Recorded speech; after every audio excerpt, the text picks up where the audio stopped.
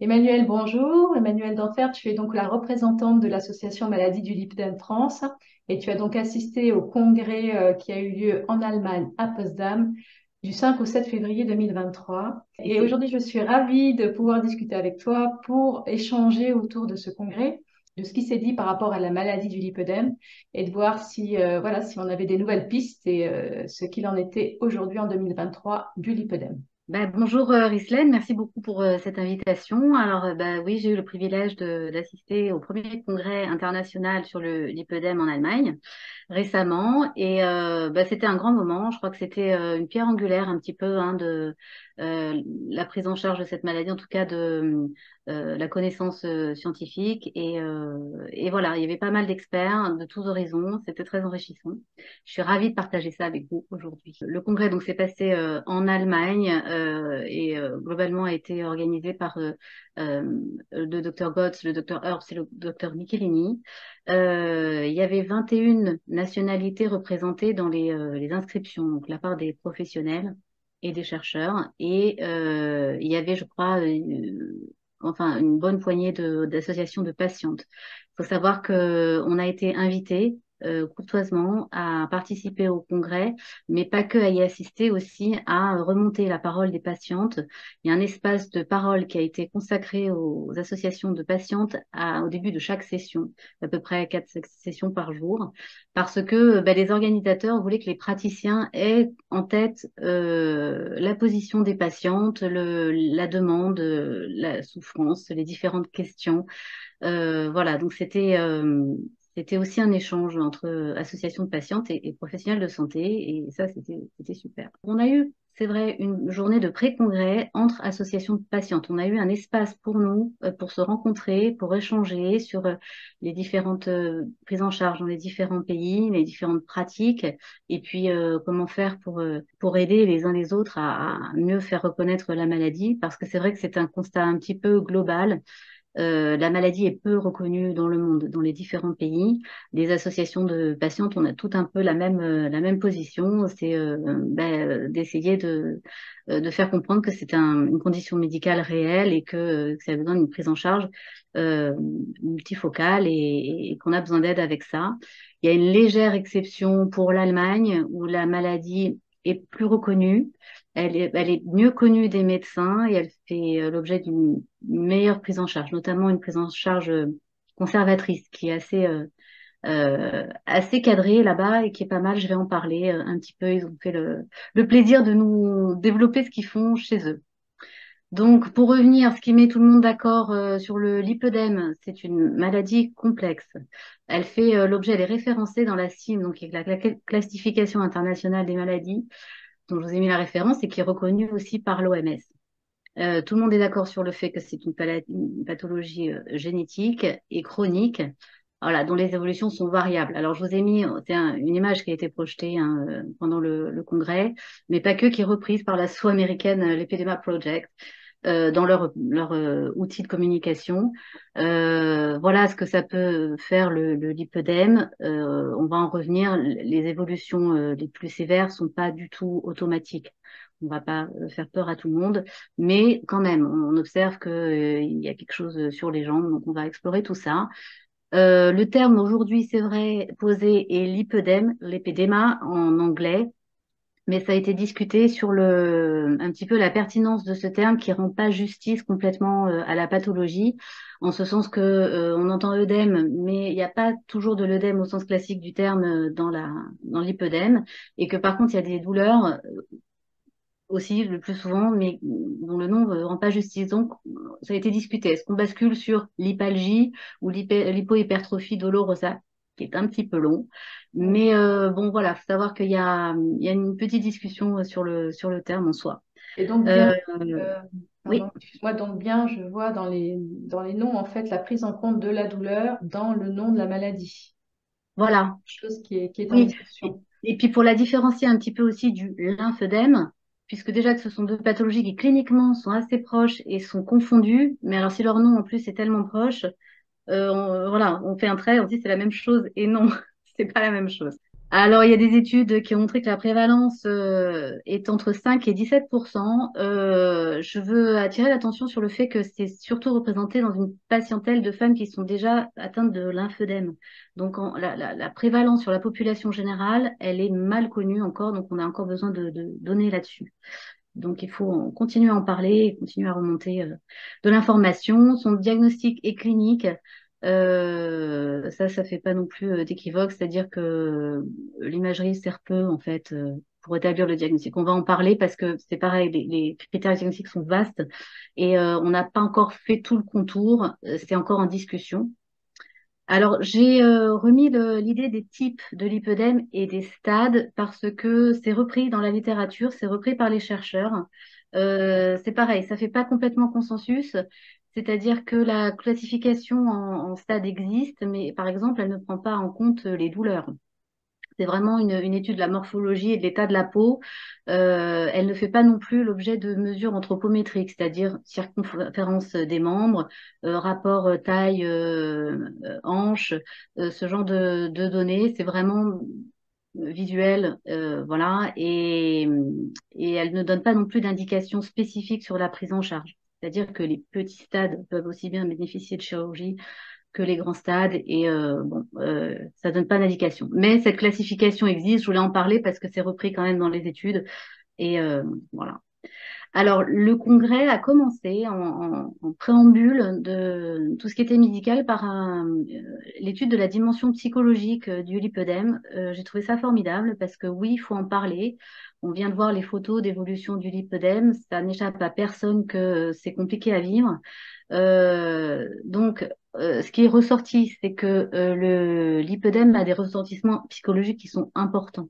Nous, au sein de l'association, on a lancé une enquête et des données sont remontées, hein. D'abord, les femmes, je crois, ont besoin d'en parler, il faut en parler. Et ce qui remonte le plus souvent, c'est vrai, c'est une faible estime personnelle, de l'anxiété, de la dépression, de la dysmorphophobie. Je veux dire, c'est sérieux quand même. Les femmes ont un tropisme, moi la première, hein, mais sur on regarde les jambes des autres, voilà, on est une paire de jambes, alors que nous, on est plus que ça, quoi. Alors, ce qui n'aide pas, évidemment, ben, c'est le ressenti des douleurs. Donc, on ne peut pas ignorer nos jambes quand elles nous font mal. Les conduites alimentaires mal adaptées, j'ai envie de dire, qui coulent de source un peu, c'est une réponse aussi à l'anxiété, hein, on va pas se mentir, hein. Donc, il faut aider ça. Chercher un soutien familial et social qui soit sympa, quoi, hein. Et alors, quand on a eu un passif aussi compliqué et un peu stigmatisant avec le corps médical, bon, ça aide pas non plus. Donc, il faut essayer de pallier à tout ça. L'idée, c'est de se fixer des buts dans le traitement, d'avoir des attentes réalistes et de recevoir du soutien.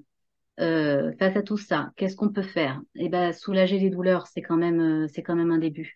Ne pas culpabiliser. Ce n'est pas de la faute des patientes. C'est une maladie métabolique compliquée et avec laquelle faut faire avec, quoi. Mais à aucun moment on est coupable d'avoir ça.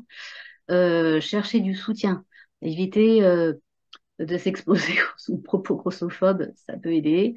Et voilà, avoir de l'empathie et de l'empathie pour soi, et essayer d'être bienveillante avec soi, parce que on n'est pas très puissante face à ça, quoi, hein. Adapter son mode de vie, oui, ça peut aider. On va le voir dans la suite. Des études sont menées là-dessus et oui, on peut aller mieux. Et surtout aussi, adopter des attitudes d'auto-soin réguliers peut vraiment aider. Et puis, chercher un praticien bah, qui connaisse ça, c'est-à-dire avoir une bonne alliance avec son médecin, pouvoir lui faire confiance sur les recommandations et les traitements suivis, évidemment, aide. Donc, le lipœdème, les caractéristiques, ce qui met tout le monde d'accord. Alors, le lipœdème, aujourd'hui, de plus en plus, est caractérisé comme une maladie des tissus conjonctifs. C'est une maladie qui touche les cellules graisseuses et leur milieu. On en reparlera. Elle présente parfois, mais pas toujours, des douleurs, et des douleurs qui peuvent être sévères, assez aiguës, quoi. L'existence d'œdème fait un peu débat, mais globalement, quand même, on observe soit un œdème au sens classique, c'est-à-dire du liquide dans les tissus, soit du liquide capturé dans les molécules. On en reparlera aussi. Aujourd'hui, ça fait l'objet de recherches. Le début de la maladie est le plus souvent daté, donc c'est la puberté, la grossesse ou la ménopause. Il répond peu aux techniques d'amaigrissement classiques, qu'on a tout essayé, donc les régimes, plus que plus, l'exercice, plus que plus, on se détend. Il faut faire autre chose maintenant. Il existe un déterminisme génétique et hormonal et donc concerne plus les femmes. Alors la génétique, ça se développe en ce moment, les recherches sont actives là-dessus. Et les différents de l'obésité, et ce qui nous permet de différencier un petit peu cliniquement, c'est le ratio taille-hanche. Les femmes qui ont un lipœdème ont une taille souvent beaucoup plus fine que leur hanche et on considère que le ratio est déséquilibré quand il est inférieur à 0,7. Il y a un autre indicateur, c'est le rapport du tour de taille et de la hauteur, la taille des femmes, parce que effectivement, dans les cas d'obésité, l'abdomen est peut-être plus large et donc est plutôt un indicateur d'obésité dans ces cas-là que de lipœdème. Et puis bon, sur le développement anormal concerne plutôt les membres. Donc quand on dit jambes, c'est hanches à cheville. En fait, c'est membres inférieurs en termes médicaux, mais c'est vraiment toute la jambe et les bras aussi, mais pas que. On va y revenir. Les études essayent d'élargir, enfin d'essayer de comprendre s'il n'y a pas d'autres zones qui sont atteintes. Et possiblement, oui. Donc voilà, comme l'abdomen. Alors, ce qui est important aujourd'hui pour les chercheurs, c'est vraiment d'essayer d'harmoniser les critères diagnostiques. Donc, voilà, il y a une liste de critères qui est posée là. Elle n'est pas exhaustive, mais elle met plus ou moins tout le monde d'accord aujourd'hui. Donc, le lipœdème est un développement de la graisse des membres. Elle est bilatérale et symétrique. On différencie ça du lymphœdème qui souvent est pas symétrique. Donc, hop là, c'est un diagnostic à éviter. L'apparition d'hématomes, enfin d'échymoses quasi spontanées, donc des bleus hein, sur des petits chocs, voire pas de choc du tout. L'implication des bras est possible dans une trentaine de pourcents, je pense, des cas. L'hypermobilité articulaire, c'est lié, je pense, à la fragilité des cartilages. En tout cas, comme c'est une maladie des tissus conjonctifs, bon, bah, les articulations sont impliquées. L'aspect de la peau est fibrotique, ça se voit. Il y a l'apparition de nodules palpables au toucher. Alors, les pieds plats, ça, c'était une nouveauté pour moi, mais c'est dans la liste des critères. Dans un certain nombre de cas, c'est associé aux pieds plats. Alors, pardon, moi, j'ai les pieds plats. Donc, une histoire familiale de la maladie. Souvent, la maman ou la grand-mère ou la tante qui sont touchées par ça. Ça peut sauter les générations, ça peut passer par les hommes qui transmettent voilà, de façon passive la maladie à leurs filles. La démarche a altéré, ça c'est dans les cas un peu plus sévères, mais oui, il y a un problème à un moment de mobilité, d'où l'importance de prendre les cas en charge et de les observer le plus précocement possible pour éviter d'en arriver là. Les pieds et les mains sont épargnés. On peut voir apparaître des petites varices en toile d'araignée à la surface de la peau. C'est très sympa, c'est très décoratif. Mais bref, ça peut faire partie des critères. Et le signe de Stémer est négatif. Alors, j'ai mis la petite image à côté pour expliquer, montrer un peu ce que c'est. Le signe de Stémer, ça sert à détecter les lymphœdèmes, c'est-à-dire qu'à droite, le pied droit, vous voyez qu'il est gonflé et la personne qui pince n'arrive pas à pincer la peau du deuxième orteil des pieds. Et ça c'est un signe de Stémer positif. De l'autre côté, il arrive à pincer la peau du deuxième orteil. C'est pas dit. Et ça, c'est un signe négatif et c'est ce qu'on constate dans l'hypodème, c'est-à-dire que ça n'atteint pas les pieds, quoi. Il n'y a pas d'œdème dans les pieds a priori. Alors, le ressenti des femmes, et ça fait partie aussi des critères hein, de détection, la peau peut être plus froide. Il se passe quelque chose avec la peau des femmes qui sont atteintes de l'hypodème. On en avait parlé déjà au dernier congrès, mais en plus on bronze moins facilement, hein, décidément. Des ressentis de fatigue intense et des douleurs au toucher de la peau.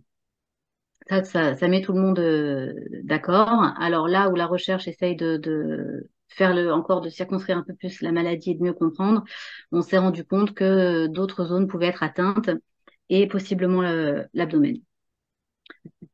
Voilà. Alors, il y a une étude statistique sur les comorbidités. Je vais passer brièvement parce qu'on n'est pas là pour se faire peur. Et puis mais faut le savoir, il y a des comorbidités et en particulier sur la maladie féminine qui est statistique. Emmanuel, juste pour Oui, préciser, une oui. comorbidité, et c'est une maladie qui peut coexister avec le lipœdème.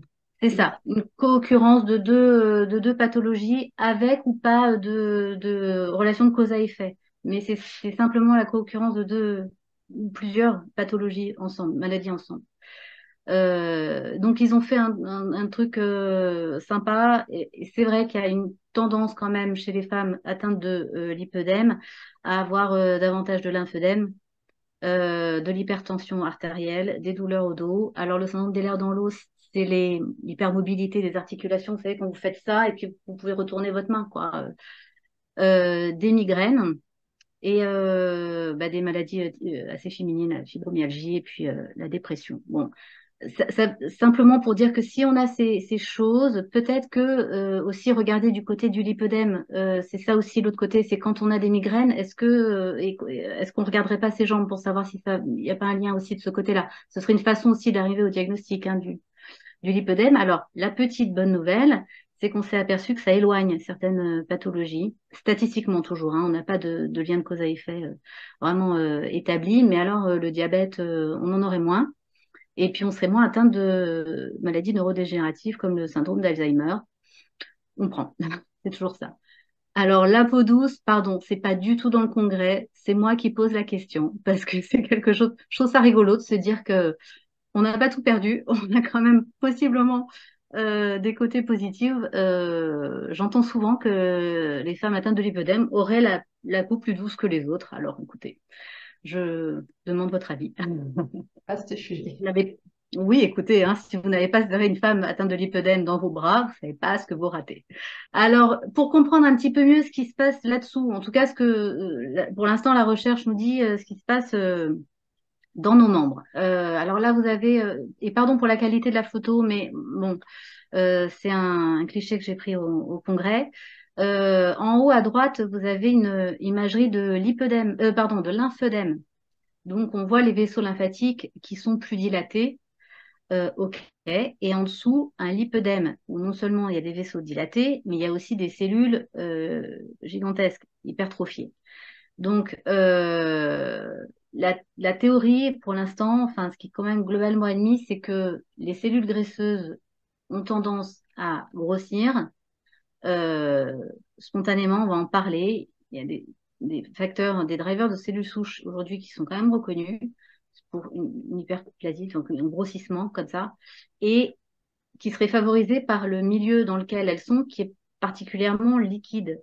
On peut parler d'œdème, mais on peut parler aussi d'autres choses. Et donc, c'est un milieu qui est quand même très favorable. Et la chose s'alimente en fait un peu elle-même, quoi. Donc, c'est là où, en fait, il faut que les patientes comprennent il se passe quand même quelque chose qui est complètement hors de leur contrôle dans leur membre, d'accord? Comparativement à des cellules souches graisseuses normales, elles se développent plus vite et plus loin. Elles deviennent plus grosses et plus vite et se multiplient plus facilement. Alors D'accord. après, quand elles sont différenciées, on sait qu'elles se multiplient plus, mais c'est surtout ce critère-là par rapport à des cellules souches de graisse normale. Voilà, elles sont plus actives. Alors ben, on y vient. Juste pour mettre la petite slide pour dire qu'il y a quand même on a quand même un peu aujourd'hui des données là-dessus. Les cellules souches, c'est ça par rapport aux cellules graisseuses normales, elles sont plus nombreuses et elles prolifèrent plus vite. On a essayé de trouver, et c'est toujours à l'étude, et il y a des gènes hein, qu'on a réussi à identifier, mais il y en aurait plusieurs pour expliquer ce fait-là.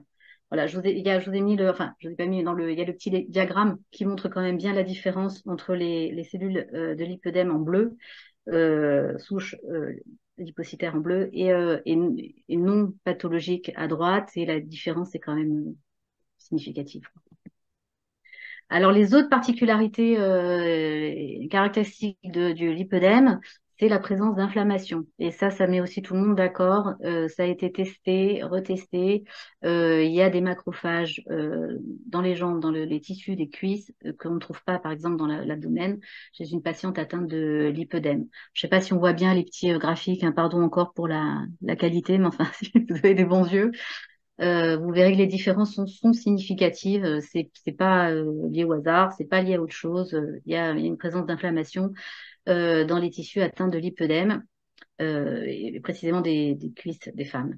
Alors, à ça, aujourd'hui, se développe une théorie, je vous l'ai mise parce que je la trouve quand même vachement intéressante, sur ce qu'on appelle du syndrome des compartiments Safen. Alors, c'est quoi Safen? C'est la veine qui est, alors je mets un petit schéma à droite là, c'est des veines en bleu foncé, si on voit pas bien, sur l'intérieur de la jambe là, qui court le long de la jambe. Et il faut se représenter qu'autour de ces veines, il y a des muscles, et autour de ces muscles, il y a des fascias, ce sont des membranes. Et autour de ces fascias, il y a du tissu graisseux.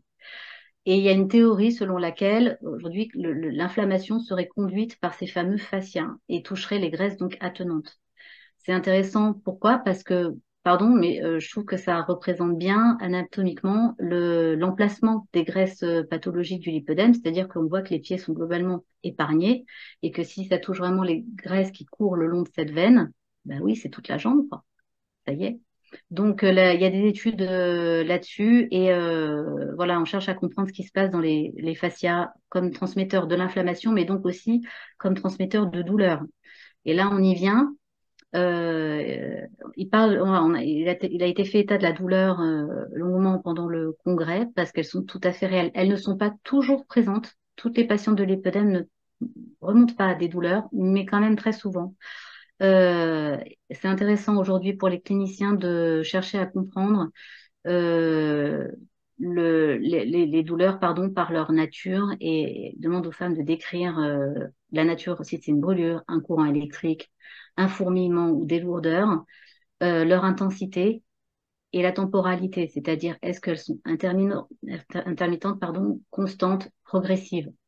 Ça aide à mieux comprendre. Donc, ils cherchent à caractériser un petit peu plus précisément la douleur. Et sur leur origine, ben, on a aussi des théories, hein, donc c'est l'inflammation. Alors, je vous ai mis un petit schéma de l'innervation de la peau à côté, juste pour comprendre que les terminaisons nerveuses, il y en a plusieurs dans la peau. Il y en a beaucoup et qui captent différents signaux de douleur, mais pas que, mais il y a particulièrement les interocepteurs qui sont à gauche, là, en rouge et vert. Et possiblement, ce seraient eux qui seraient quand même plus touchés par l'inflammation et qui donc remonteraient un signal douloureux. Il y a aussi la compression des terminaisons nerveuses parce que bah, la graisse prend de la place. Et puis, ou alors tire aussi hein, la graisse et le liquide. Le liquide est lourd, hein, est plus lourd que la graisse. Hein. Donc, ça tire sur les tissus, j'imagine, et puis il crée cette sensation désagréable de douleur. Alors, attention, la douleur n'est pas forcément corrélée avec le stade de la maladie et le volume des membres. Ça a C'est été un clair petit avec peu étonnant et on va dire contre-intuitif intuitif. parce qu'on imaginerait que ce sont les plus grands stades qui ont peut-être le plus de douleur et qu'un petit stade aurait moins de douleur. Et en fait, c'est pas tout à fait comme ça dans la réalité des choses. Oui, je suis tout à fait d'accord avec toi. C'est contre-intuitif. Après, moi, je pose la question de la compensation du cerveau par rapport à ce message-là. Parce qu'on n'est pas toutes égales dans le traitement des informations, en fait. Hein, on sait que le thalamus joue un rôle, enfin, qu'il y a beaucoup d'autres parties qui gèrent la douleur. Et voilà. Je veux dire, quand on est entraîné à avoir une douleur chronique, je crois qu'à un moment, le cerveau essaie de nous protéger aussi et tasse le message. Mais ça ne veut pas dire que le message, il n'est pas là. Alors, maintenant, on arrive aux bonnes nouvelles. Qu'est-ce qu'on peut faire? Alors, les traitements conservateurs, ils servent à quoi? Ben, ils servent à atténuer la douleur, à améliorer la circulation lymphatique, à améliorer la force musculaire et l'endurance, à améliorer l'aspect esthétique, à atteindre une meilleure qualité de vie et à prévenir d'éventuelles évolutions et complications. Alors, la grande star quand même du traitement conservateur, c'est la compression. Hein. Ça fait consensus hein, que la compression fait du bien. De préférence celle de confection rectiligne à maille plate avec une bonne compression classe 2 ou 3, préférablement sur mesure si on peut. Ça a été montré que ça réduit les œdèmes quand il y en a et ça atténue les douleurs. Des drainages manuels ou mécaniques aussi soulagent et font du bien. Alors c'est aussi un fait qui est assez admis dans le monde médical. Maintenant, c'est vrai qu'il n'y a pas eu de recherche plus que ça ces derniers temps en tout cas. C'est-à-dire que on n'a pas eu d'études comparatives entre différentes techniques de massage. Globalement, ça soulage. Et la nouveauté, ce que je connaissais pas, c'est la compression négative. Et je vous ai mis, alors ça faisait pas partie des études du congrès, mais quand même, il y avait cette machine qui était dans le hall, une espèce d'aspirateur à pression négative et ça aurait aussi des bons effets. Alors, ce qu'on ne sait pas, c'est qu'il y a une dame hein, dedans avec la tête de l'autre côté, la courageuse qui a osé tester l'appareil. Voilà, je voulais dire que c'est des nouveautés arrivées sur le marché. Si ça soulage, tant mieux, hein, c'est bien. Les recommandations à ce stade avec la compression et le drainage, je voulais vous parler de la thérapie décongestive complexe qui est vraiment le fer de lance des associations, par exemple, allemandes. C'est la grande recommandation à suivre pour traiter son lipœdème, voilà, en auto-soin ou pas, mais de façon conservatrice. Donc, c'est le port de vêtements de compression, c'est un truc à quatre piliers, hein. Décompression par le port de vêtements, drainage lymphatique manuel ou mécanique, c'est OK aussi. Exercice physique.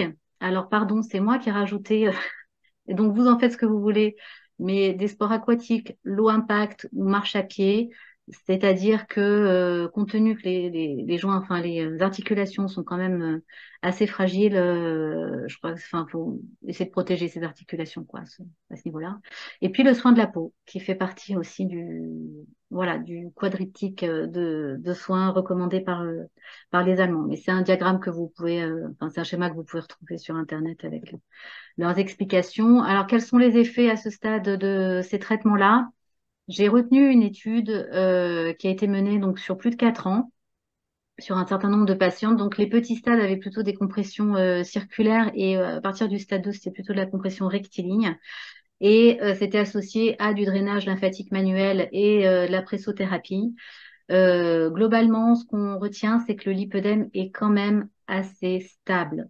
C'est-à-dire que bah, la bonne nouvelle, c'est qu'il n'a pas tendance à progresser. S'il n'y a pas de variation de poids ou de changements hormonaux, il reste quand même stable. Donc, le lipœdème n'a pas quand même majoritairement tendance à évoluer vers des stades dramatiques, il faut quand même le dire. Mais il peut changer un peu. Il y a des différences significatives qui peuvent arriver au cours de la vie. Donc, s'il y a une prise de poids, ça se voit quand même que le lipœdème peut évoluer et malgré des compressions et des traitements conservateurs. Mais une baisse du volume peut s'observer aussi. C'est par contre lié à une perte de poids. Donc, il y a quand même une intrication à ce niveau-là. C'est intéressant de relever que les évolutions du lipœdème, toute autre chose étant égale par ailleurs, n'est pas liée à l'âge. C'est-à-dire que on peut évoluer vite jeune ou tard. Il n'y a pas de règle en fait pour l'instant observée avec ça. Et donc voilà, la progression du lipœdème n'est pas automatique. Elle dépend d'autres facteurs, mais il est possible d'agir. On a des résultats significatifs avec le traitement, avec la prise en compte conjointe de compression et d'une alimentation surveillée. Alors les autres méthodes de traitement conservateur, moi c'était des nouveautés, donc je voulais lire. C'est la thérapie par onde de choc. Shockwave therapy, ça fait peur comme ça, mais pas du tout. Vous voyez, c'est un petit appareil qui émet des percussions à la surface de la peau et qui aurait des vertus, voilà, anti-inflammatoires par la libération de médiateurs anti-inflammatoires, l'analgésie par hyperstimulation. Il faut aimer, c'est-à-dire on a mal un coup et puis après on a moins mal. Ça activerait le système lymphatique et puis ça améliorerait l'aspect de peau. Bon, j'ai quand même envie de dire que c'est un traitement en surface. C'est-à-dire, c'est quand même, ce que je vais vous présenter, c'est quand même recommandé pour les petits stades. Même si, quand on est un grand stade, on peut se faire du bien, hein, mais voilà. La thérapie par ultrason, donc, a montré aussi des effets. Donc, ben, c'est une émission d'ondes ultrasonores dans les couches de la peau et qui a des vertus anti-inflammatoires et décontractantes. La mésothérapie, alors c'est l'injection à faible dose de médicaments voilà, par des aiguilles.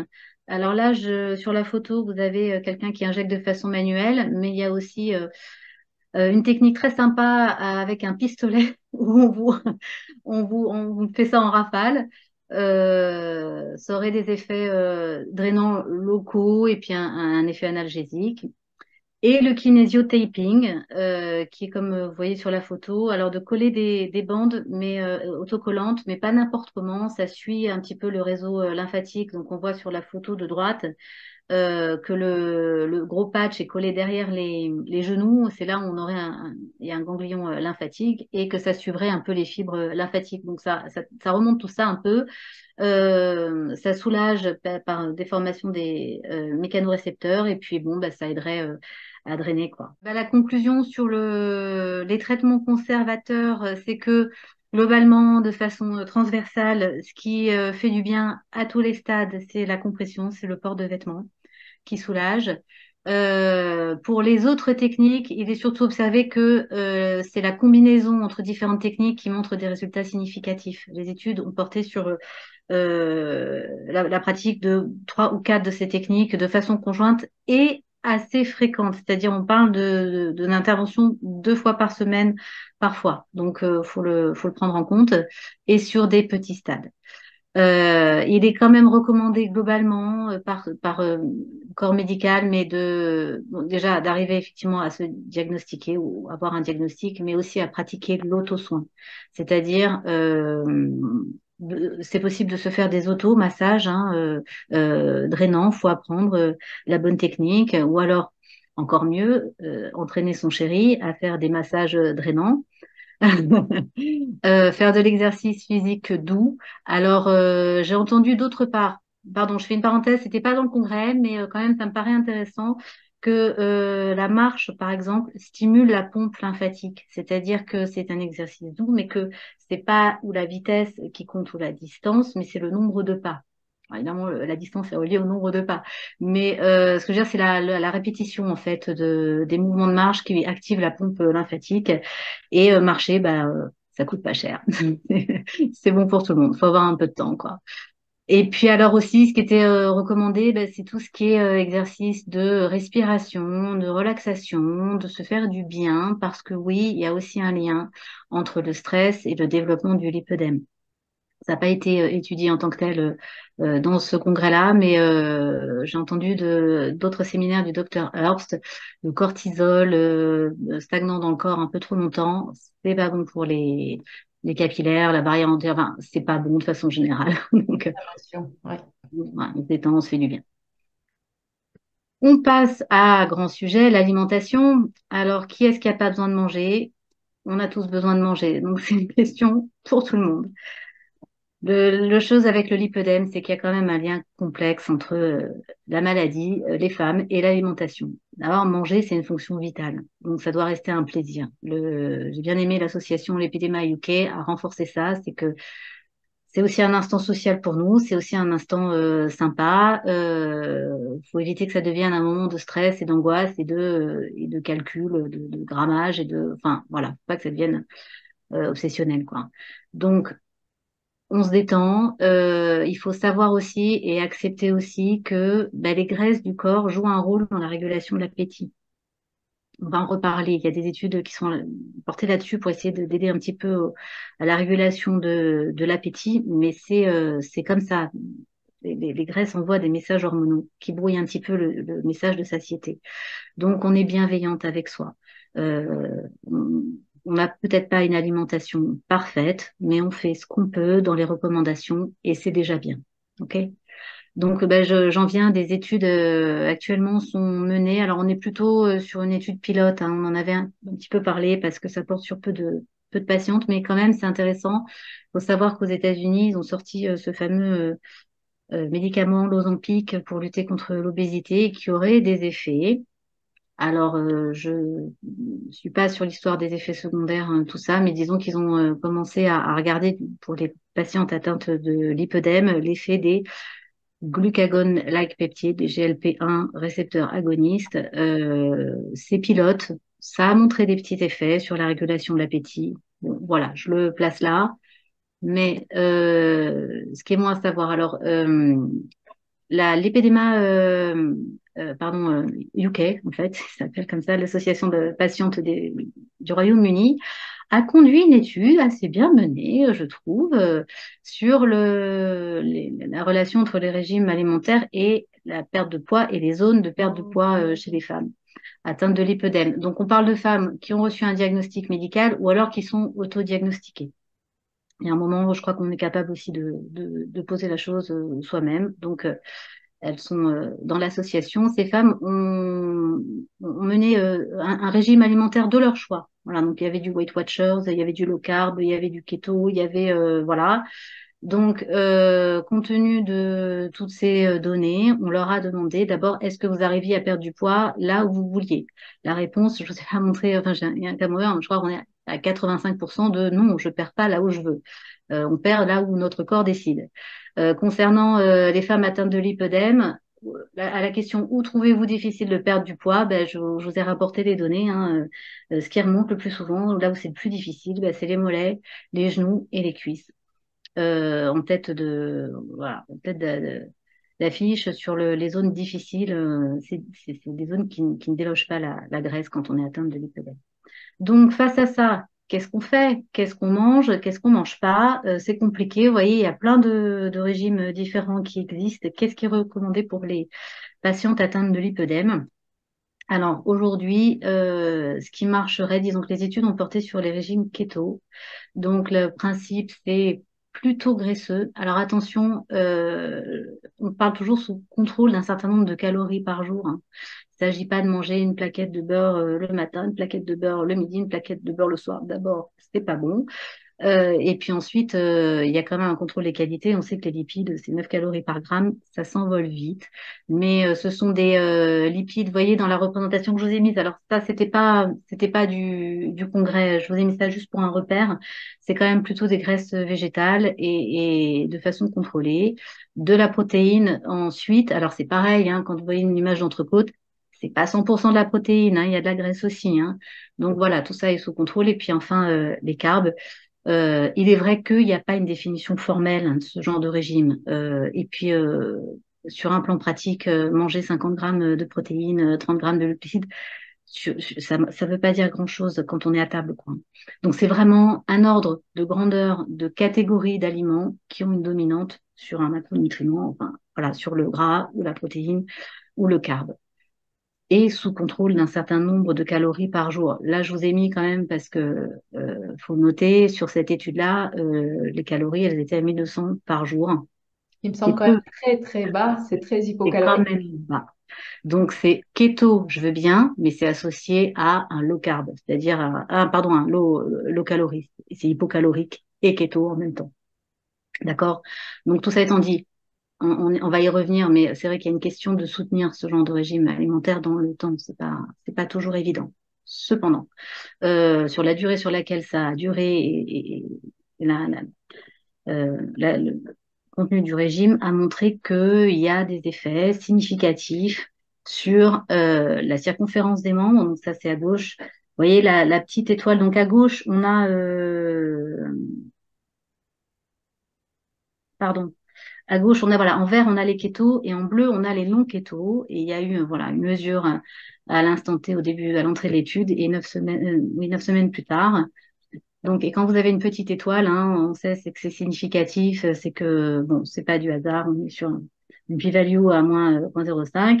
Bah, il y a quand même, il y a une différence qui est notable et notamment une différence entre les kétos et les non-kétos. Il y a une différence dans le temps et une différence entre les deux régime. Et aussi à droite, vous avez sur les douleurs. Alors, bah, c'est pareil, c'est même un peu plus marqué. Il y aurait un effet assez positif du régime keto sur les douleurs. C'est pas expliqué. Moi, j'ai une petite théorie avec ça, même si mon avis n'a pas d'importance. Mais ça me paraît pas aberrant en ce sens que on sait que les douleurs sont liées à l'inflammation des terminaisons nerveuses et on sait que les nerfs sont gainés par de la myéline qui est un corps gras, quoi. Je pose la question, est-ce que le gras fait que ça réparait un peu les terminaisons nerveuses? Bref, et protégerait en tout cas un peu de l'inflammation. Ça n'engage que moi, mais il se trouve il y a quand même un effet qui est notable, qui est significatif. La deuxième star des régimes en ce moment, c'est le méditerranéen. Je l'aime bien celui-là. D'abord parce que, alors, la pyramide est un peu inversée hein, des aliments, c'est-à-dire qu'en premier, on a le groupe végétal, ce qu'ils appellent des carbs, des carbohydrates, des glucides, quoi. Mais attention, hein, c'est pas n'importe quel carbe. Alors, c'est-à-dire qu'il y a quand même beaucoup de légumes, de fruits, et les glucides qui sont présents sont souvent complètes, c'est-à-dire qu'elles sont associées à des fibres la plupart du temps. Donc, ce qui fait que ça passe quand même beaucoup mieux dans le transit. Euh, Globalement, en fait, il faut quand même faire cette distinction quand on parle de carbs, de glucides. Il y a quand même des classes dans les glucides qui sont pas métabolisées de la même façon. Les sucres sucrés sont métabolisés très rapidement et quand ils ne sont pas associés à des fibres, c'est inflammatoire. L'amidon est à éviter. C'est une molécule longue et complexe et qui subit le même sort que le glucose, enfin qui est métabolisé de la même façon, donc c'est à éviter. Mais tout ce qui est complet associé à des fibres, c'est plutôt sympa. Donc ensuite, on a les protéines euh, plutôt maigres et après, on a le reste. Et les petits plaisirs tout en haut. Alors moi, j'aime bien ce régime parce que tout en haut, de temps en temps, il y a un verre de vin. Alors ça, c'est bien. Je vois une petite Alors, glace aussi, j'ai l'impression là-haut, je sais pas ce que une c'est. petite coupe de glace, Voilà, voilà, on aime. Hein. sympa. Voilà, on a le droit de temps en temps, d'accord? Alors oui, je vous ai pas mis le rapport parce que ça a été étudié sur beaucoup d'endroits du corps, mais il y a une perte de volume des membres et puis alors aussi pareil une amélioration significative de la douleur hein, sur voilà sur une échelle qui a été évaluée. Donc ben, c'est à noter. Alors par définition, le régime méditerranéen, il est aussi un anti-inflammatoire hein, parce qu'il y a beaucoup de crudités, donc d'antioxydants à l'intérieur, tout ça. On n'oublie pas les épices à rajouter, ça fait partie aussi de l'anti-inflammatoire et ça fait plutôt du bien. Mais voilà, donc on peut quand même ajuster, améliorer sa condition de vie par l'alimentation. Puis alors, bon, tout en bas de cette pyramide, on voit aussi toujours bouger un peu, ça aide toujours voilà, à équilibrer la chose. Donc, ce qu'il faut retenir, c'est que un régime alimentaire adapté peut avoir des effets positifs sur les douleurs et le volume des membres. Encore mieux si c'est associé à une technique compressive. Il existe un lien étroit entre le lipœdème et l'obésité. Attention, on parle quand même de deux maladies différentes, de deux conditions différentes. Il a été montré que les graisses du lipœdème ont des développements fibrotiques qui ne disparaissent pas avec la perte de poids. Donc même si vous avez un lipœdème, que vous avez pris un peu de poids et que vous en perdez et que le volume des membres même diminue, il y a quand même une composition sous-cutanée dans les graisses qui n'est pas la même que l'obésité. Et puis alors donc on parlait du fait de tenir ces régimes dans le temps parce qu'on sait qu'on part toutes avec de très bonnes dispositions et motivations et qu'au bout d'un mois, bon bah on en a marre de manger les mêmes choses ou de faire manger à notre famille les mêmes choses et qui nous le reprochent. Il y a un moment où ça devient compliqué à suivre. Euh, on peut aussi avoir une discipline de fer, hein, mais je veux dire, en moyenne, c'est vrai que c'est dur de tenir dans la durée. Donc, il a été évoqué le fait d'alterner ces diètes. C'est-à-dire qu'on fait un keto strict pendant 3 mois, c'est bien. Après, on peut passer à quelque chose de plus souple avec des transitions lentes, c'est-à-dire des réintégrations d'aliments petit à petit. Voilà, quitte à repartir sur un keto 3 mois après, histoire de tenir ça dans le temps. Alors, la chirurgie, on s'en parle.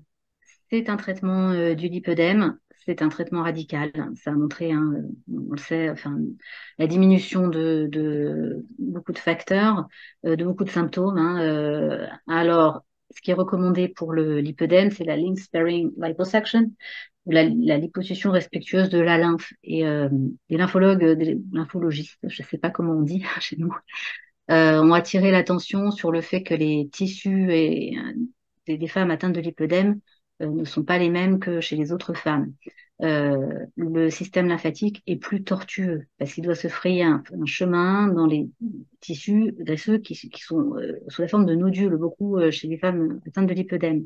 Donc, le système est pas comme chez tout le monde, il faut faire attention. Un lymphœdème secondaire est vite arrivé et on n'a pas envie de ça. Ils en ont parlé un petit peu, alors très brièvement, hein, sur les risques de la chirurgie, parce qu'on ne veut pas non plus faire peur, c'est quand même des risques très euh, minimes, rares. Un lymphœdème secondaire, bah, c'est le système lymphatique qui a été touché et c'est difficilement réparable, mais c'est possible. Je veux quand même apporter ça. Il y a des chirurgiens qui sont venus montrer leur technique de greffe de ganglions lymphatiques et de greffe de système lymphatique, autologue, c'est-à-dire sur une même patiente, hein, d'un endroit à un autre pour réparer un lymphœdème secondaire. Et ça marche, ça a l'air de marcher. C'est une super nouvelle. Maintenant, mon conseil, c'est évitons d'en arriver là. Donc, prendre la bonne technique. La chirurgie fonctionne, elle permet, oui, de réduire les symptômes, donc les douleurs, et ça, et ce dès les petits stades. Il n'y a pas d'indication particulière de chirurgie pour les stades. L'Allemagne le prend en charge financièrement à partir d'un stade 3, mais si vous êtes malheureuse à un stade 1 et que vous avez accès à une chirurgie adaptée et que vous avez envie, ma foi, c'est un traitement. Donc oui, il permet d'espacer les traitements conservateurs, et ça c'est vrai, d'harmoniser la silhouette et d'améliorer la qualité de vie. Et donc on attire l'attention sur choisir son bon praticien et sa bonne technique au regard des spécificités de nos tissus. Il est plus tortueux, le tissu graisseux est plus fibrotique, c'est aussi à prendre en compte. Et voilà, on va faire partie, l'objet d'une attention particulière. Alors, les techniques aujourd'hui qui sont indiquées, qui fonctionnent, alors, en vrai, il n'y a pas de technique contre-indiquée, à part les techniques sèches, mais ça n'est quasiment plus pratiqué. Toutes les techniques sont humides aujourd'hui et ça peut convenir. Maintenant, quand on veut aller dans le meilleur du meilleur, la, la liposuction assistée par ultrasons aujourd'hui fonctionne bien. Pourquoi? Parce que bon, elle est constituée d'abord c'est quoi? C'est une technique en 3 phases. Il y a une infiltration de produits adrénalinés qui a pour vocation de réduire le diamètre des vaisseaux, donc les rendre moins accessibles à la canule. Et ensuite, il y a une partie de fragmentation de la graisse par ultrasons. Alors ça fait l'objet de phases avec des temps de latence, enfin d'attente, quoi, que les produits agissent ou que les instruments fassent leur effet. C'est tout à fait important d'observer ces temps-là et les volumes d'infiltration aussi, de façon à prendre le moins de risques possible, quoi, et avoir le meilleur résultat. Alors ça, évidemment, c'est l'appréciation du chirurgien en fonction du volume qu'il anticipe de retirer. Et puis en phase 3, donc il y a l'aspiration, mais qui visiblement a été facilitée par la fragmentation. Certains chirurgiens ont montré leur satisfaction du rapport de la facilité, enfin, de l'amélioration de leur qualité, de leurs conditions de travail, on va dire, avec cette technique. Donc, comme le geste est simplifié par la phase 2, il est possible d'aspirer de grandes aires. Il y a un bon résultat sur le traitement des tissus fibrotiques, donc ça permet de traiter ces tissus-là. Et puis, il y aurait moins de traumatisme des tissus attenants et des saignements. Voilà, quand toutes les phases sont bien observées. Alors, il y a un chirurgien qui remontait ça, je veux le souligner, mais c'est pas tellement la technique qui compte. Il avait mis en fait et c'était joli, une photo d'un enfant au volant d'une voiture. Il disait, mais c'est pas la voiture le problème, c'est le conducteur. Et c'est vrai aussi, c'est-à-dire que les techniques globalement sont connues, fonctionnent. Maintenant, ce qui compte aussi, c'est qui est au pilotage. La deuxième technique recommandée, utilisée, c'est la wall. Donc, l'infiltration des tissus se fait simultanément à l'aspiration.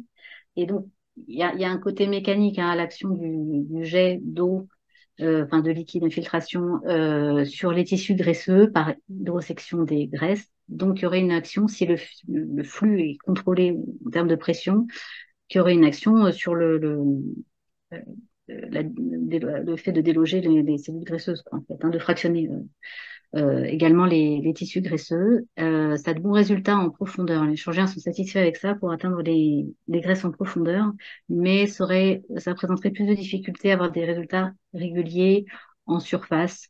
C'est-à-dire que bon, ben voilà, faut bien contrôler l'aspect en surface. Et puis, bon, il y a de grandes quantités de liquides qui sont infiltrés puisque l'infiltration dure tout le long de l'intervention, hein. Donc, il faut prévoir aussi de pouvoir drainer ça après, les résidus de liquide. Et enfin, la pale. Alors, la pale, c'est la technique la plus utilisée, si j'ai bien compris, hein, en termes de liposuction, je veux dire, toutes conditions médicales confondues. Elle a cette particularité d'avoir une large gamme de canules, y compris les plus fines. Donc, les chirurgiens étaient très satisfaits pour le résultat en aspect de peau, quoi, en superficie. Et puis, mais par contre, alors je vous ai mis, parce que moi je connaissais pas ça, des tissus, pardon, des canules courbées pour bien suivre la courbure des membres. Et notamment je- sur les mollets, je me dis parce que le système lymphatique, il n'est pas parallèle, hein, à l'os, en fait, il entoure comme ça. Donc je pose la question enfin, la pertinence d'avoir des outils courbés aussi des fois. Mais apparemment, ça marche moins bien pour les graisses en profondeur. Donc voilà, en gros, les trois techniques stars. Ah oui, je voulais toucher un mot sur les chirurgies associées, quoi, ou lipœdème, enfin, qui peuvent être indiquées ou pas en cas de lipœdème. La chirurgie bariatrique, elle a été évoquée. Oui, elle est indiquée pour les femmes qui sont en situation d'obésité avec ou sans lipœdème. Non, ça ne traite pas le lipœdème. C'est-à-dire qu'une chirurgie bariatrique vous aidera à perdre du poids, à réduire votre indice de masse corporelle. Le volume des jambes changera peu. Les douleurs seront toujours présentes. Donc, ce sera quand même pas inintéressant après de faire une chirurgie, si vous le souhaitez, enfin, si c'est indiqué pour le lipœdème. À ça, ça a été dit. Je trouve ça intéressant que, en réalité, c'est même plutôt indiqué pour les femmes dans une certaine mesure d'IMC, on va dire, de commencer par une chirurgie de type liposuction parce que, et on l'avait évoqué, les graisses ont un rôle sur la régulation de l'appétit. Et c'est pas rare de voir des femmes perdre du poids après une liposuction parce que simplement leur appétit est mieux régulé, quoi. Et que donc d'autres chirurgies ne seraient pas indiquées par la suite, y compris une bariatrique. Alors que chez les obèses, la bariatrique sera recommandée en priorité. Pardon, je fais des raccourcis, je veux stigmatiser personne, hein, pardon, hein, c'est pour classifier. Mais voilà, d'où l'intérêt quand même d'avoir un diagnostic pour savoir par quel bout commencer, quel est le mieux. Rapidement, alors d'autres chirurgies associées, la cryoroplastie ou le lifting des cuisses. Alors cette chirurgie, elle est indiquée quand les volumes retirés sont importants et que la peau peut retomber. Elle suit soit la racine des membres, soit le long des membres. Donc ça donne lieu quand même à des cicatrices assez longue. Donc, ça a un effet esthétique, hein, purement. Il n'y a pas d'effet sur les douleurs là-dessus, hein. Mais bon, faut y réfléchir. C'est pas inintéressant d'attendre de voir comment la peau réagit avant de prévoir un lifting des cuisses parce que vous pouvez avoir de bonnes surprises sur la qualité de la peau, l'élasticité et finalement un résultat qui est acceptable sans cicatrice. Le lipofilling. Alors, n'a pas été évoqué dans le congrès, mais j'ai posé la question, pardon, parce que je sais que c'est une pratique qui est courante, qui existe en France. Est-ce que, donc, le liposucking, c'est quoi? Ça consiste à donc, aspirer les graisses, les filtrer, les nettoyer, les réinjecter dans des zones stratégiques pour les femmes. Voilà. Bon, ben, c'est pas compliqué, il n'y a pas d'études là-dessus. Il n'y a pas de recherche. Donc, si vous êtes atteinte de lipœdème, enfin quoi, on ne peut pas garantir l'évolution de cette pratique-là dans le temps, y compris s'il y a des changements hormonaux qui sont encore à prévoir, si vous avez encore des grossesses à prévoir ou la ménopause. Bah, on ne sait pas comment ça peut se passer. Donc, principe de précaution, chacun voit comme il veut. Eh ben, Voilà, donc, oui. est-ce que je peux juste te poser une question justement qui pourrait peut-être intéresser en termes une personne qui souhaiterait se faire opérer? Est-ce qu'ils ont parlé d'un moment idéal pour l'opération? Est-ce que ça doit être avant les grossesses, après les grossesses? Est-ce que ça a été quelque chose qui a été évoqué au moment du congrès? Alors, pas en tant que tel, mais ça a été évoqué que la chirurgie devrait être proposée comme traitement de première intention pour les femmes atteintes de lipœdème et sous-entendu, je pense, le plus précocement possible. Je pense qu'une intervention précoce évite des évolutions, mais ça n'a pas été exploré en tant que tel. Il n'y a pas de recommandation avec ça. Après, c'est toujours compliqué parce que comme déjà le diagnostic est compliqué à poser, qu'il est globalement posé après 40 ans, euh, bon, il y a des grossesses qui sont déjà passées souvent. Enfin, voilà. Maintenant, c'est vrai qu'on arrive à reculer l'âge hein, du diagnostic et c'est vrai que ça offre un choix aux femmes. Euh, voilà, je crois que globalement, bon, si on peut, le plus tôt c'est le mieux. Mais ça n'engage que moi. Bien. Alors donc, pour conclure sur le lipœdème, bah, c'est une maladie compliquée, on va pas se mentir. Il y a beaucoup de facteurs, et des facteurs génétiques, et des facteurs hormonaux, et des facteurs nutritionnels et environnementaux, comme le stress. Et la recherche a besoin d'aller plus loin là-dessus, et elle est en train d'explorer plusieurs choses. Euh, Ce qui a été dit quand même globalement, c'est que les pays ont besoin de s'harmoniser sur les critères diagnostiques et de clarifier certains critères, notamment comme la définition ou la présence d'œdème ou pas, et la notion de stade aussi dans les recherches, qui est toujours un peu floue. Des prises en charge existent, des traitements conservateurs et la chirurgie notamment, et qui permettent d'améliorer significativement la qualité de vie. Donc, c'est pas parce qu'on a un lipœdème que tout est perdu. On peut vivre heureuse, mais en adoptant des ajustements, quoi, avec ça. Le soutien est important, hein. C'est trop souvent que les femmes atteintes de lipœdème sont stigmatisées comme étant grosses ou tout ça. Il est temps d'arrêter avec ça, trouver du soutien, des gens qui connaissent, donc et en parler pour que ça se sache. Nous, on ne peut pas toute seule lutter contre une maladie génétique. Nous, on ne fait pas de reproche à, pardon, d'autres personnes qui sont atteintes, je ne sais pas, moi, de diabète ou de cholestérol ou je sais pas. Et nous, c'est pareil, quoi. On a une maladie. C'est bien d'en parler et c'est bien de trouver des professionnels qui soient sensibles à la question quand on veut se faire suivre. Alors, et puis enfin les axes de recherche, parce qu'il y a une recherche, c'est la bonne nouvelle, qui est active. Il y a des gens qui sont vraiment sur le pont. Alors, la génétique est un axe de recherche important. Toujours les drivers sur les cellules souches adipocytaires est une grande question encore à l'étude. Alors, l'étude des protéo, pour faire court, hein, des protéoglycans et des glucosaminoglicanes, ce sont des molécules dans l'espace extracellulaire, en gros, et qui seraient ces fameuses molécules qui retiendraient l'eau, donc qui feraient sortir la définition de l'œdème stricto sensu, parce que c'est un gel, en fait, hein, qui est contenu dans l'espace interstitiel, donc c'est plus vraiment à l'équilibre. Mais pourtant, c'est quand même coincé, c'est quand même là. Et ça, voilà, ça nous remplit les jambes, quoi. Donc, il y a des études avec ça qui sont menées. Est-ce qu'on en aura plus que les autres? Est-ce que les nôtres contiendraient plus d'eau que la moyenne? Tout ça est à explorer.